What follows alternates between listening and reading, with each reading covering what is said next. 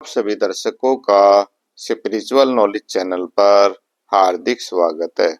आज का मेरा विषय है संत कबीर साहिब जी का विजय ग्रंथ।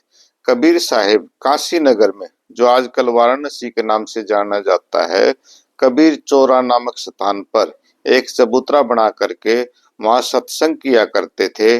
उनके अनुयायी उनके सत्संग की बातों को नोट कर लेते थे और उन्हीं के द्वारा साखी, शबद और रमैनी नामक पुस्तकें लिखी गई और कबीर विजय ग्रंथ इनका प्रमुख ग्रंथ है, उसकी रचना हुई। तो कबीर विजय ग्रंथ में साहिब जी ने आगे बताया है कि इस संसार का सृष्टिकर्ता मैं ही हूँ, क्योंकि इस संसार में जब कोई पृथ्वी नहीं थी, न ही कोई ग्रह था, न ही सूरज था, न ही चांद तारे थे, न ही कोई जीव था, न ही कोई बीज रूप में यहाँ वृक्ष थे, तो मैं ही था। उस समय मैंने सृष्टि की रचना की।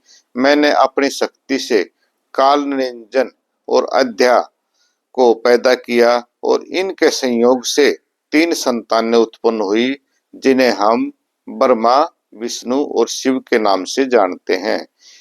जब ये संतानें छोटी थी तो काल निरंजन अध्या मैया को छोड़ करके चले गए, और जब ये ब्रह्मा, विष्णु, शिव तीनों पुत्र बड़े हुए तो इन्होंने अपनी माँ अध्या से पूछा कि हमारे पिताजी कौन है। तो अध्या माता ने कहा, जाओ तुम संसार में जा करके खोज करो और वो तुम्हें मिल जाएंगे। तो तीनों देव संसार में खोज करने के लिए चले गए अपने पिता की।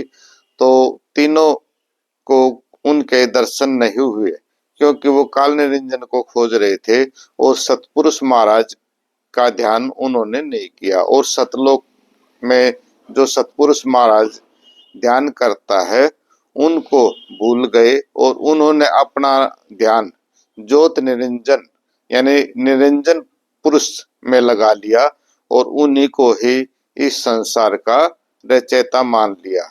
तो ये सारा का सारा जो संसार है, ये काल निरंजन के द्वारा कंट्रोल किया जाता है।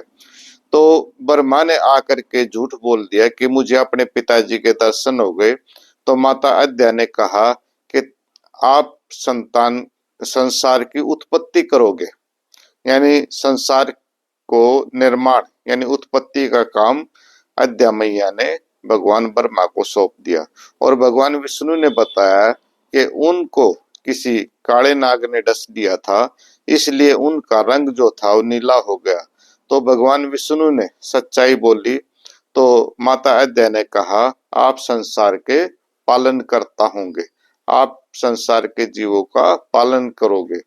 तो इसी प्रकार भगवान शिव जो थे वो चुपचाप रहे, वो ध्यान मगन ही रहे। तो इस प्रकार भगवान शिव को एक डिपार्टमेंट सौंपा कि आप इस संसार का भक्षण करोगे। तो तीन देव ब्रह्मा, विष्णु, शिव, तीन ही गुण हैं, ये तीन तत्व हैं। सतोगुण है भगवान विष्णु, रजोगुण है भगवान ब्रह्मा और तमोगुण है भगवान शिव। तो इसमें साहिब जी ने विजय ग्रंथ के अंदर लिखा है कि भाई जड़ रूपी तो मैं हूं किसी वृक्ष का। वृक्ष की जो जड़ होता है वो साहिब जी कबीर साहिब है, और जो तना है वो काल निरंजन है, और जो तने के ऊपर डालियां हैं वो ब्रह्मा, विष्णु, शिव हैं, और जो पत्ते हैं वो संसारिक लोग हैं। तो इस प्रकार से इस संसार की रचना हुई। तो संसार में चार प्रकार से जीव पैदा होते हैं। अंडे से पैदा होते हैं कुछ, तो भाई कुछ जो है पिंड से पैदा होते हैं, जैसे मनुष्य है पिंड से पैदा होते हैं। स्तनधारी जीव जो है जैसे मछलियां हैं, भाई जानवर हैं, पशु हैं, ये जो है पिंड से पैदा होते हैं। और जो पक्षी हैं वो अंडे से पैदा होते हैं। एक सथावर जैसे वृक्ष है, भाई बीज डाल दिया धरती के अंदर पैदा हो गए, या जंगम कहते हैं उनको। और कुछ जो है गंध से पैदा होते हैं, जैसे बारिश के दिनों में बहुत सारे कीट पतंग पैदा हो जाते हैं। तो चार प्रकार से इनकी उत्पत्ति होती है। और इस संसार में कोई भी परमानेंट या स्थायी नहीं है। जो भी जीव आता है वो अपने कर्म करता है और कर्मों के अनुसार उसको अगला जन्म मिल जाता है। तो दो प्रकार के जीव हैं। एक तो कर्म करने के लिए आए हैं, जैसे मनुष्य है, मनुष्य कर्म भी करता है और पिछले जन्मों का भोग भी भुगतता है। परंतु जो पशु हैं, पक्षी हैं, पेड़ पौधे हैं, वो कर्म नहीं कर सकते।